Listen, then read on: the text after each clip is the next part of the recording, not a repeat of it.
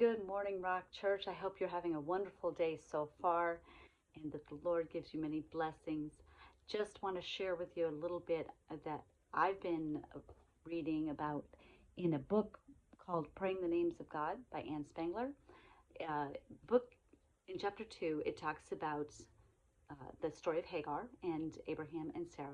And we are all familiar with this, but specifically what stood out to me was um, the casting away of Hagar after she conceives, which should have been a moment of rejoicing for them because that was the expected end of Sarah giving Abraham Hagar.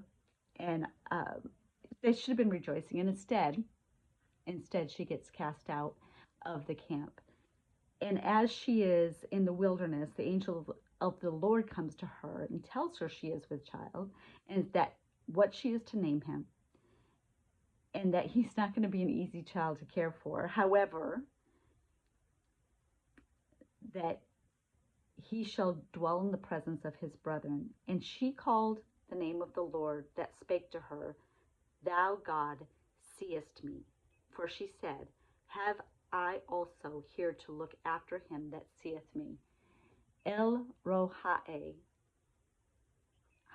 I'm going to say that again. El Rohae.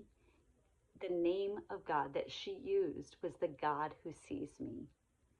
We sometimes are in a place of loneliness, a place of despair, where we just feel like, in matter of fact, as I was reading this, even this morning in my devotions and other devotional books, just how much they talk about being alone with God and alone and feeling God. And sometimes we view that loneliness as a bad thing, but God has given us that alone time to spend with him and to give us promises.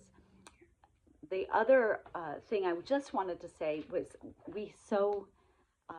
the story of Noah, the story of Hannah, Abraham, Rachel, the words God remembered. And God remembered Noah, God remembered Hannah, God remembered Rachel, God remembered Abraham.